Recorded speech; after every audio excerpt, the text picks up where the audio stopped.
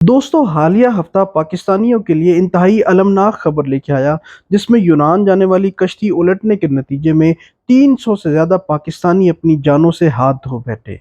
ये वाकया दरअसल यूरोप के रिफ्यूजी क्राइसिस का आगाज है, जिसके तहत हर साल लाखों लोग मौसमियाती तब्दीलियों, जुल्म सितम और गुर्बत से तंग आकर यूरोप में इल्लीगल एंट्री की कोशिश करते हैं। इस साल में इस तादाद में 600% इजाफा देखने में आ रहा था, जिसकी वजह से इस ट्रेंड से निपटने के लिए कोस्ट गार्ड के साथ साथ पुलिस और इंटेलिजेंस का सहारा भी लिया जा रहा था। इसी सिलसिले में यूनान की कोस्ट गार्ड ने इस कश्ती को रोका और मुबैना तौर पर इस दौरान इसमें ऐसी फनी खराबी आई कि ये कश्ती इसके चंद घंटों बाद डूब गई। अगर यूनान के कोस्ट गार्ड का कहना है कि ये कश्ती रोके जाने के बाद सही हालत में थी और अपने सफर पर रवाना कर दी गई थी। ह्यूमन राइट्स यूनाइटेड नेशंस की तरफ से इस वाकये की तहकीकात करवाने के लिए बहुत दबाव दिया जा रहा है ताकि इसके जिम्मेदारान का सही तयन किया जा सके। और दोस्तों, इसके साथ साथ पाकिस्तान और मिस्र में ह्यूमन स्मगलिंग में इन्वॉल्व बहुत सारे अफराद को भी पकड़ा गया है।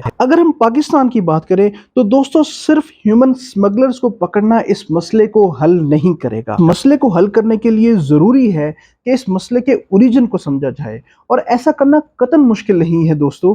दरअसल इस मसले की जड़ पाकिस्तान के यूथ पल्ज यानी नौजवानों की मिसमैनेजमेंट है। पाकिस्तान की 64% आबादी इसके नौजवानों पर मुश्तमिल है, और इस मसले पर काफ़ी देर से बात की जा रही है कि अगर इस आबादी को सही तरह से मैनेज ना किया गया तो ये पाकिस्तान के लिए टिकिंग बॉम्ब बन जाएगी। हालिया इकोनॉमिक क्राइसिस और पॉलिटिकल क्राइसिस की वजह से इस यूथ के लिए पाकिस्तान में अपना मुस्तकबिल देखना मुश्किल है। इसीलिए एक बहुत बड़ी तादाद लीगल और इल्लीगल रास्तों से पाकिस्तान छोड़ने का रास्ता इख्तियार कर रही है। इस ब्रेन ड्रेन को रोकने के लिए और पाकिस्तान के नौजवानों को पाकिस्तान में रोशन मुस्तकबिल देने के लिए कुछ ड्रास्टिक चेंजेस लाने की ज़रूरत है। यूनाइटेड नेशंस की ह्यूमन डेवलपमेंट रिपोर्ट के मुताबिक पाकिस्तान को 3 E's इम्प्लीमेंट करने की ज़रूरत है। इसमें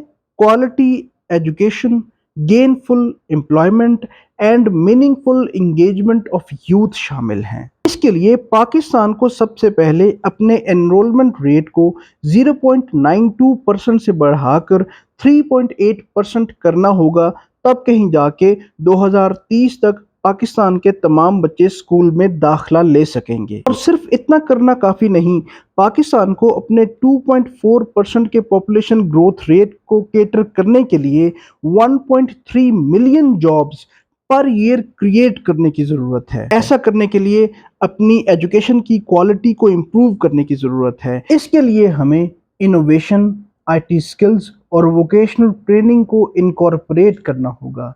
इस सिलसिले में गवर्नमेंट ऑफ पाकिस्तान की तरफ से डीजी स्किल्स एक अहम इनिशिएटिव है।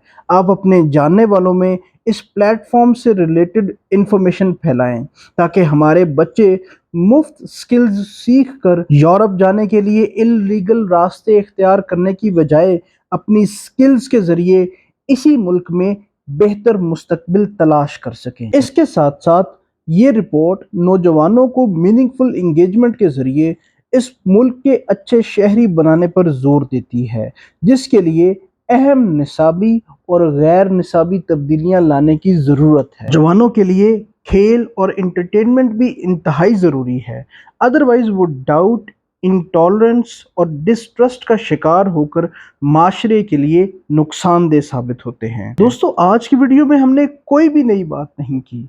ये तमाम बातें सालहा साल से होती चली आ रही हैं, मगर अनफॉर्चुनेटली पाकिस्तान की स्टेट की प्रायोरिटीज कुछ और हैं। इन प्रायोरिटीज में अपनी यूथ को मैनेज करना और अपने बच्चों को बेहतर मुस्तकबिल देना कहीं बहुत पीछे रह गया है। हमें अपने पॉलिटिकल डिस्कोर्स से नफरत को निकालकर पॉलिसी डेवलपमेंट पर अपना फोकस लाने की ज़रूरत है, और तमाम पॉलिसीज का फोकस पाकिस्तान की यूथ होना चाहिए। दोस्तों, ये मुल्क सिर्फ टॉप 1% के लिए काम कर रहा है।